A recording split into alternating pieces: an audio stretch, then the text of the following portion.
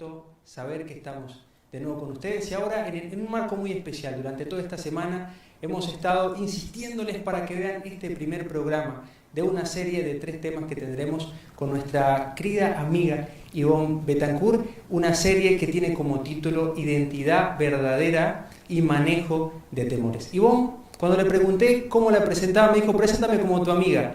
Y yo la presento como mi amiga, pero quiero que ustedes la conozcan por la serie de trabajos, la serie de avances en los que ella ha estado. Y así que quiero comenzar, Ivonne, que nos hables un poco de quién eres, de cuál es tu experiencia en esto que vamos a estar conversando. Bueno, Tuve, muchas gracias. Para mí es un privilegio muy grande estar aquí y compartir con ustedes, compartir con la audiencia. Yo misma sigo los programas y es un privilegio grande estar acá. Tuvimos la oportunidad de comenzar hace 25 años aquí en Fundación Las Delicias con Rodolfo y un grupo pequeño, y ahora ver cómo se ha extendido y todas estas cosas maravillosas que se han gestado aquí en Fundación Las Delicias, para mí es un gozo. Ahora estamos ubicados por gracia de Dios y voluntad de Dios en Virginia, trabajando en Harlan College, dando las clases de salud mental, hogar y familia, y bueno, y haciendo trabajo de coaching, como life y health coach, en coach en salud y en salud mental.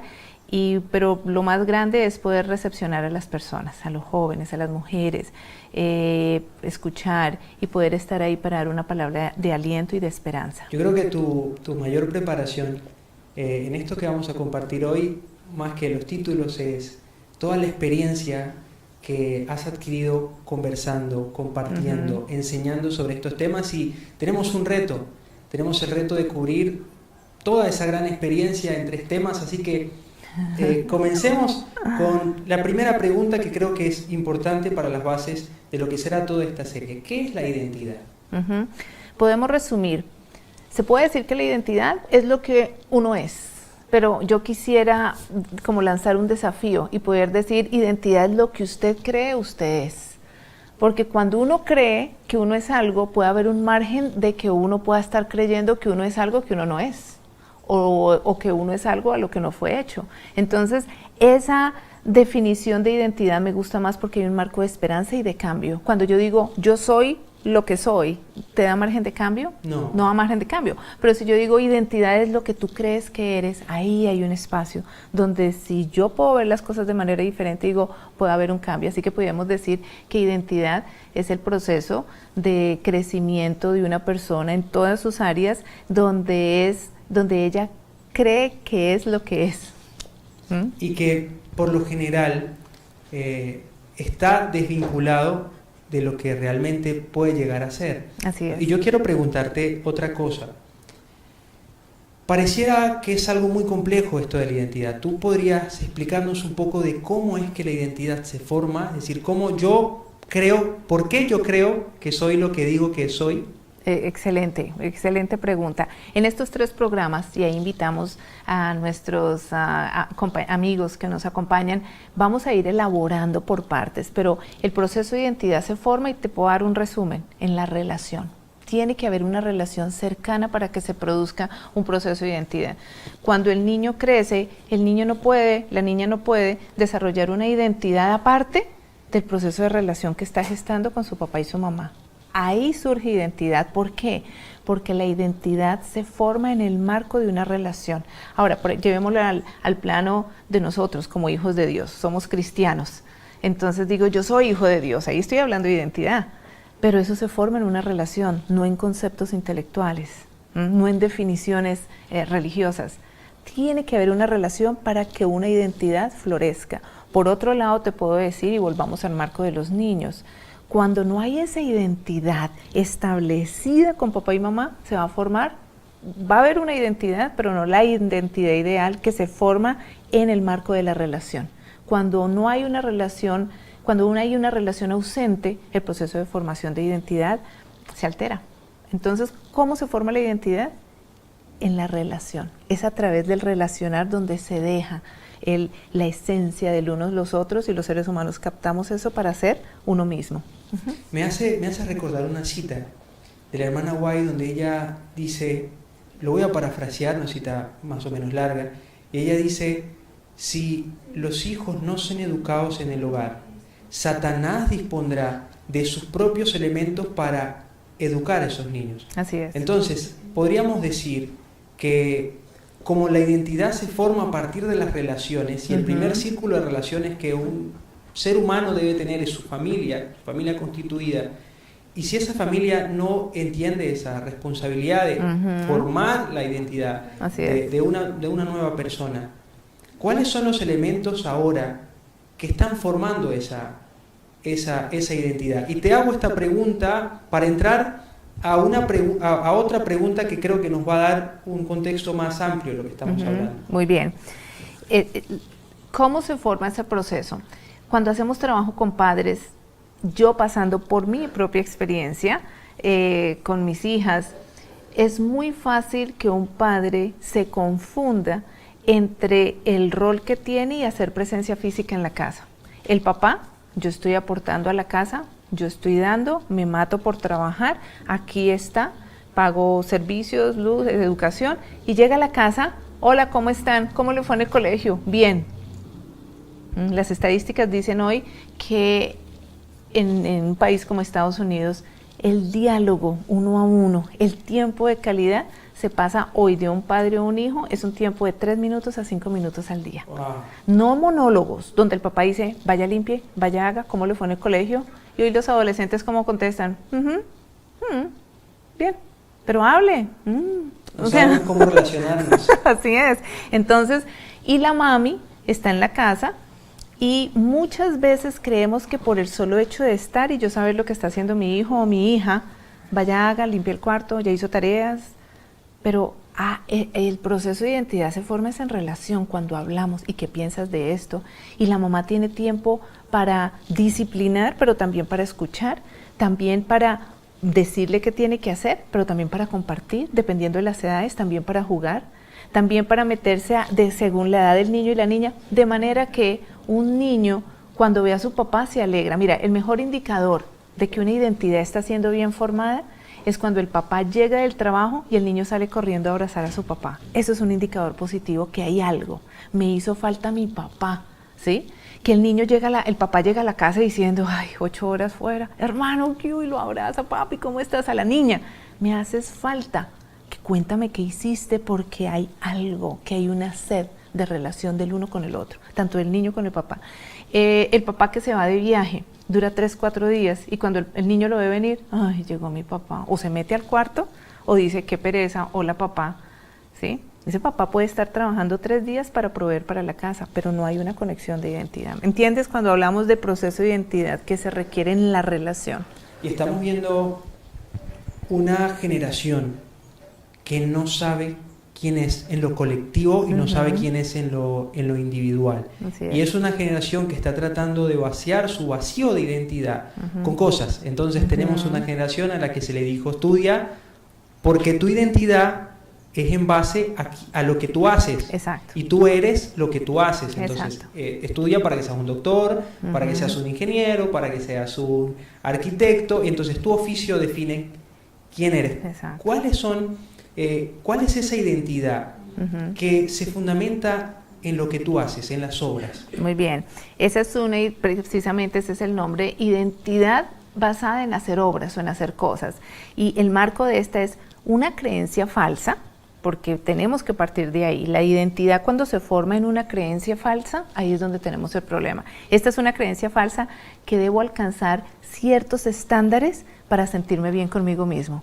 Si a mí me dijeron toda la vida en la casa, usted tiene que ser un profesional, si no, usted no es nadie. Eso es una creencia falsa, porque yo tengo cualidades dadas por Dios, soy imagen por Dios, tenga un diploma o no lo tenga.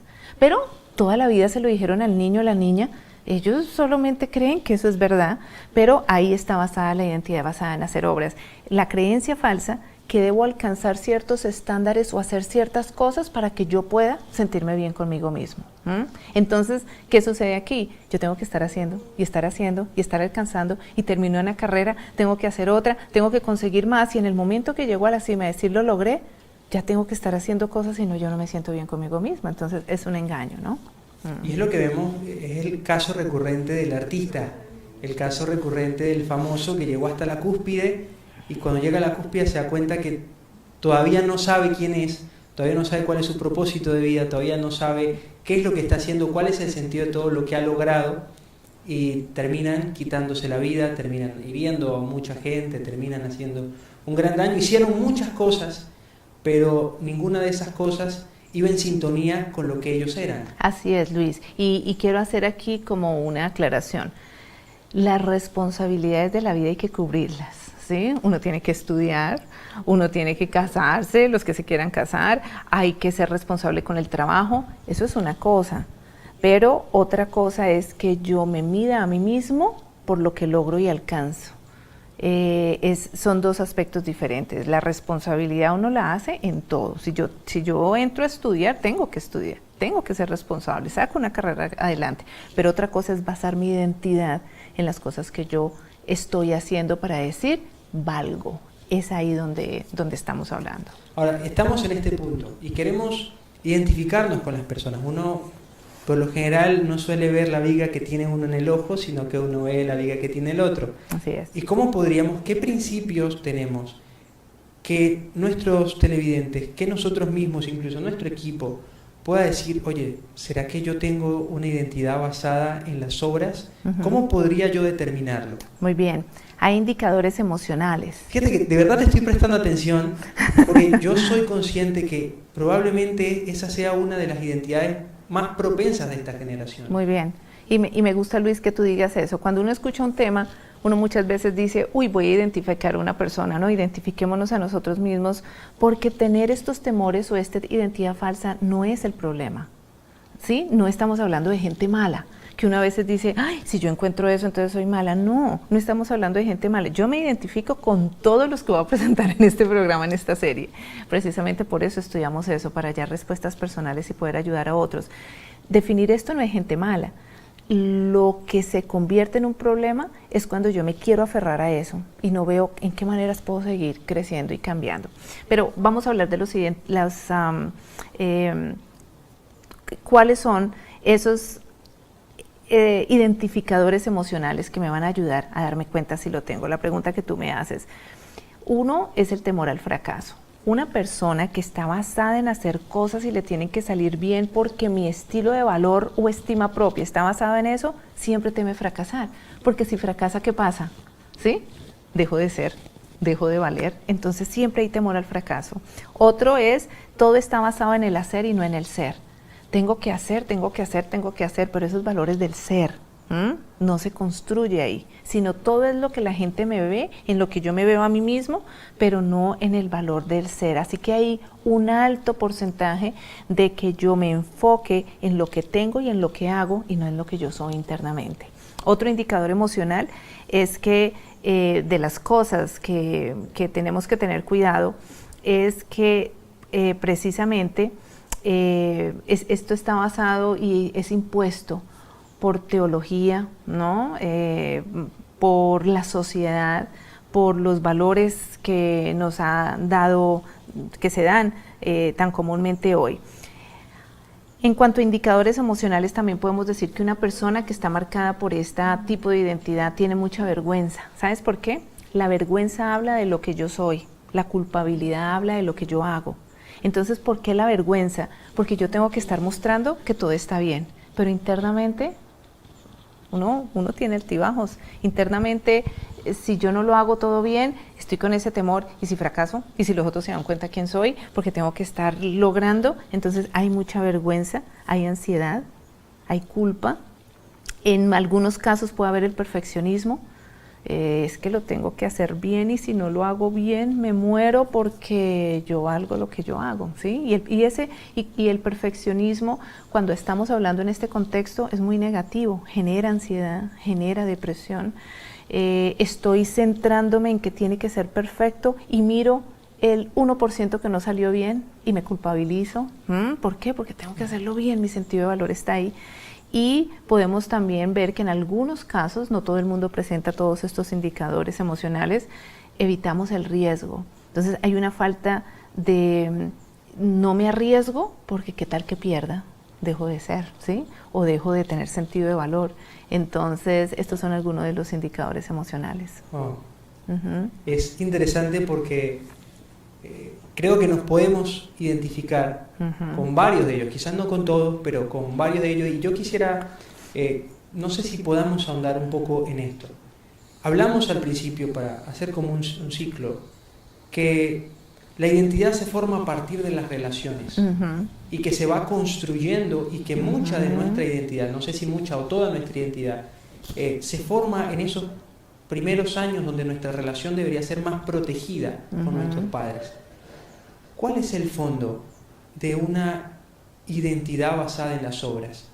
¿Cuáles podrían ser esas razones por las cuales una persona establezca su identidad en base a lo que hace? Sí, si estamos hablando en el marco religioso, legalismo en religión, que es hágalo, cumpla, si no Dios se pone bravo con usted, ¿sí? Imagínense, si yo sé que Dios se va a poner bravo conmigo, pues yo tengo que andar porque tengo que cumplir. Y yo trabajo con mujeres musulmanas y en países musulmanes, y algo que me he dado cuenta, una característica, es que yo tengo que hacer porque si no, la ira de Dios o el desagrado de Dios. Trabajo con personas cristianas en diferentes denominaciones, católicos, evangélicos, adventistas, y cuando no hay una imagen correcta de Dios hay un temor. Entonces yo tengo que hacer para no caer en el desagrado de Dios. Si te das cuenta, entonces ese legalismo en religión me puede llevar a formar a mí una identidad de estar haciendo cosas para hallar el agrado de, para poder la aceptación, porque si yo estoy haciendo voy a ser aceptado. Entonces también un marco cultural de educación en casa de valores, lo que estábamos hablando, haga esto si no usted es un don nadie. Haga esto si no usted no logra, y todas esas cosas se le imponen al niño y el niño no las ve mal, ese es su marco de creencia, pero cuando crece es el niño que está corriendo para hallar el agrado del papá y la mamá y ya tiene 30, 40 años y la mamá le sigue diciendo, vio, usted no está haciendo, y seguimos corriendo para agradar a mamá, porque ese fue el marco de mi identidad, no en decir, no, lo que yo tengo, lo que Dios me ha dado, ¿sí? Puedo equivocarme. Mamá, yo pienso que esto podemos hacerlo así, con el respeto que marca. No, siempre estamos haciendo, porque ese fue el marco. Así que ciertos parámetros religiosos, la cultura, la educación de casa, lo que la cultura y los medios me están diciendo, todo eso son formadores de lo que una persona puede creer llegar a ser. Es importante lo que acabas de comentar, porque creo que nosotros podríamos identificar, ¿será que con mis hijos, con mis nietos, yo estoy haciendo algo de esto y ya puedo comenzar a ver los frutos de esos mecanismos que estoy tratando de emplear con ellos, ¿no? Y yo quisiera ahora preguntarte, porque ya tenemos que ir cerrando este bloque, pues se nos ha pasado el tiempo muy rápido. Preguntándote, ¿cuál es el problema de aferrarnos a esta identidad en específico? ¿A dónde nos va a llevar esta carrera por hacer y hacer y hacer y hacer para no enfrentarnos al hecho de que nos da miedo cambiar nuestra identidad o aceptar que el Señor puede cambiar nuestra identidad? Muy bien, te quiero contestar esa pregunta muy puntual que me haces con un caso bíblico, donde veamos al Señor Jesús tratando con una mujer que estaba marcada con el problema de una identidad basada en hacer obras. Él llega a una casa y encuentra dos mujeres, una que quiere sentarse a sus pies y la otra que tiene que atenderlos, que tiene que hacer toda la comida. Yo me he identificado con este caso, que es Marta y María, toda la vida. Imagínense, llega el Señor Jesús como con 12 hombres, ¿no? O 11 más los que lo venían acompañando, en una cultura del Medio Oriente donde la atención es el número uno. Y fíjense lo interesante de este caso. Ella, Marta, en su buen deseo de hacer, ¿sí? Hacer para sentirse bien, le hace un reclamo al Señor Jesús, que es al que va a atender. Y el Señor Jesús le dice, Marta, Marta, ¿estás ansiosa? El Señor Jesús está dando los indicadores emocionales. Estás ansiosa y cargada con muchas cosas. O sea, lo que estás haciendo está bien, pero el problema es que estás cargada y ansiosa. Y ella lo está atendiendo a él y le está haciendo un reclamo. Por lo general, las personas que están marcadas con la identidad basada en hacer obras, hacen reclamos, están pidiendo, ¿sí? Están, como lo que llamaríamos, ¿no? La cantaleta en la casa. ¿Por qué? Porque yo tengo que estar haciendo y también hago que otros se muevan y, uy, no, qué estrés estar al lado de esta persona. El Señor dice, te noto muy cargada y muy ansiosa. una cosa te falta, le dice el Señor Jesús. Él no le está diciendo lo que estás haciendo está mal, pero le está diciendo el énfasis que tienes es equivocado. ¿Por qué? Porque estamos construyendo en el hacer y no en el ser, ¿no? Y en este caso vemos cómo el Señor luego le dice a ella, y quisiera aquí compartir una cita pequeña que tiene Elena G. de White de este encuentro, y lo que ella dice es muy claro. Dice, la una cosa que Marta necesitaba era un espíritu de calma y devoción. ¿Sí te das cuenta? O sea que aquí vemos cómo se nos dice que el hacer es importante, pero cuando descuidamos el ser, calma y devoción, es cuando yo invierto en mi ser. Dice, un espíritu de calma y devoción, una ansiedad más profunda por el conocimiento referente a la vida futura e inmortal y las gracias necesarias para el progreso espiritual. Eso le faltaba a ella. Ella le faltaban gracias para ese crecimiento espiritual que ya no da por más que uno haga cosas. Tienen que haber esas gracias que me ayudan a crecer como persona. Dice, necesitaba menos preocupación por las cosas pasajeras y más por las cosas que perduran para siempre. Jesús quiere enseñar a sus hijos a aprovechar toda oportunidad de tener conocimiento que los hará sabios para la salvación.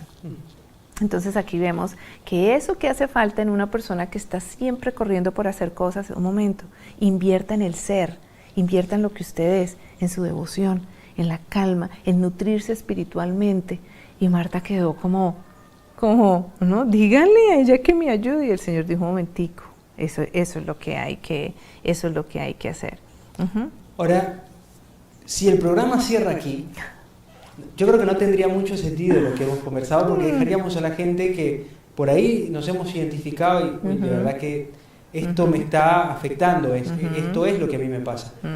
¿Qué consejos puedes darnos para que, digamos, comencemos a avanzar en una dirección diferente? Tocamos el caso de Marta porque el consejo es bíblico.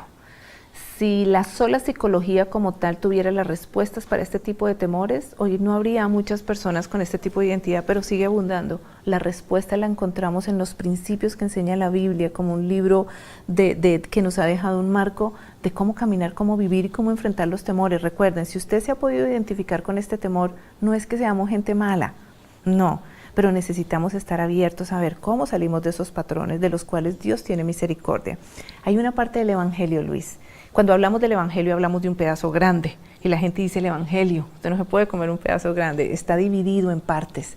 Y hay una parte demasiado hermosa del Evangelio que justo le habla, es la manera de venir a compensar, a llenar lo que lleva a una persona a una identidad casada en las obras, y es el mensaje de la justificación. ¿Qué dice el mensaje de la justificación? Somos completos en Cristo y agradables para Dios, independientemente de lo que usted haga. Independientemente de lo que usted logre o no logre hacer, Dios se complace en usted. Uy, qué verdad tan tremenda, ¿cómo lo vamos a manejar? Claro. A Marta le dijo, siéntese, escúcheme. Somos agradables para Dios. ¿Necesitamos nosotros hacer algo para ser agradables para Dios, Luis? Jesús dijo, quien me envió está conmigo, mi Padre no me abandona, porque yo hago lo que a Él le agrada. Ahora, habría que preguntarnos qué era lo que le agradaba al Señor. Bueno. Y si eso está desvinculado con esa vida de tranquilidad, de entender de que yo puedo vivir agradándole al Señor, no porque haciendo eso merezca lo que Él me ha dado, sino porque en respuesta a todo lo que Él me ha dado, no puedo mirar de una manera diferente, no puedo tratar de vivir de una manera diferente. Ese es el orden. Sí, mira, el mensaje de justificación me dice, usted siendo pecador, Cristo murió por usted. ¿Cómo cambiamos eso? No, eso es ¿Qué tuve que yo hacer para que el Señor diera su vida por mí? Nada. ¿Tuve que dejar esto o dejar aquello? No, el orden es, si yo creo que yo soy agradable a Dios. Sí, porque eso es una verdad bíblica, por eso el Señor murió. Cristo murió por nosotros siendo pecadores, ni siquiera nos habíamos arrepentido. ¿Sí? Y la Biblia dice, ¿no? Y en esto consiste el amor, en que Él nos amó primero. Uy, cosa difícil que a una persona que se le haya dicho toda la vida, si usted no es juicioso, Dios no lo ama.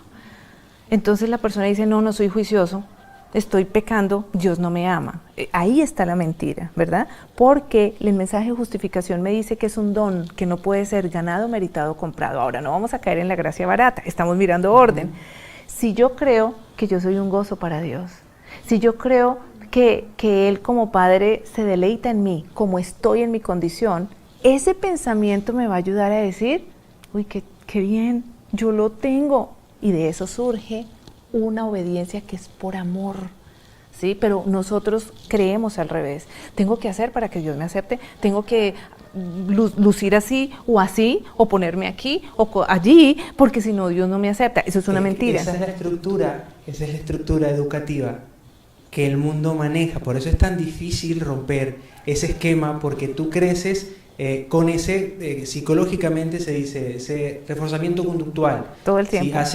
Si copias un concepto que yo te dije que copiaras, que yo saqué de un libro, te pongo una estrellita. Total. ¿No? Y en la casa lo hacemos igual. Entonces, desvinculamos el amor que dice el Señor es la base de la propia existencia, porque la Biblia dice que sin amor nada tiene sentido, nada de lo que hacemos tiene sentido.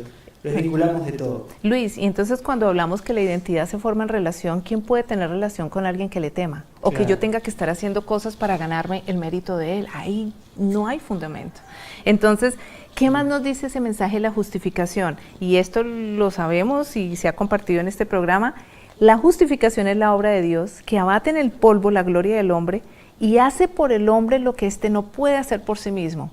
Fíjense que aún en el punto en que yo pueda hacer algo, no puedo hacerlo, pero yo creo que Él se complace en mí, yo creo que Él me acepta y en esa base yo acepto algo que Dios empieza a hacer por mí mismo y que yo no puedo hacer por mí mismo. ¿Qué obras hay ahí? Qué precioso. ¿Qué obras hay ahí? Sí. ¿Ves? Y fíjate que el apóstol Pablo dice que el Evangelio tiene poder. Así es. Y esa parte del Evangelio es una buena nueva. Y esa buena nueva es: Dios te ama. No importa lo que tú seas, Dios te ama, y ese pensamiento te lleva a esa experiencia de José. Podríamos decir que José tenía una identidad bien basada, ¿no? Y José, entendiendo ese amor que ha recibido de Dios, dice: cuando viene el pecado, ¿cómo puedo yo pecar contra mi Dios? Pero ahí hay un punto clave. Hoy en día decimos Dios lo ama y nosotros no sentimos nada. Eso es una palabra de cliché.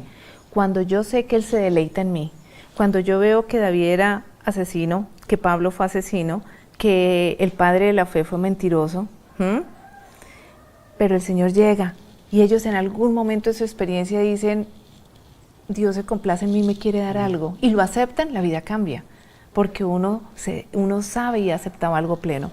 ¿Qué cosas nosotros necesitaríamos, Luis, para poder aceptar esa justificación? Para poder salir de esas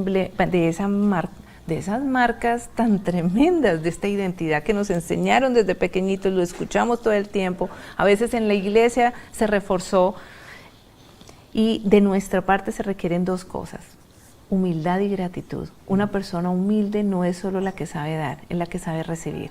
Y en este caso específicamente de la identidad basada en hacer obras, en la solución divina, es un llamado a ser humilde, a poder decir: así yo no haga nada, ¿cómo entender que soy un deleite para Dios y Dios se deleita en mí? Y segundo, la gratitud, el agradecimiento. Marta dejó de ser agradecida y le reclama al que le está haciendo las cosas. María está ya escuchando de las palabras del Señor. Donde yo pueda abrir mis ojos y empezar a ver lo que sí tengo, lo que Dios me ha dado, lo que yo soy en cuanto a imagen de Dios. Sí, somos pecadores, sí, hacemos cosas terribles que nos hacen sufrir, que nos hacen llorar, pero donde yo tenga la capacidad de decir qué de Dios hay en mí, ¿sí?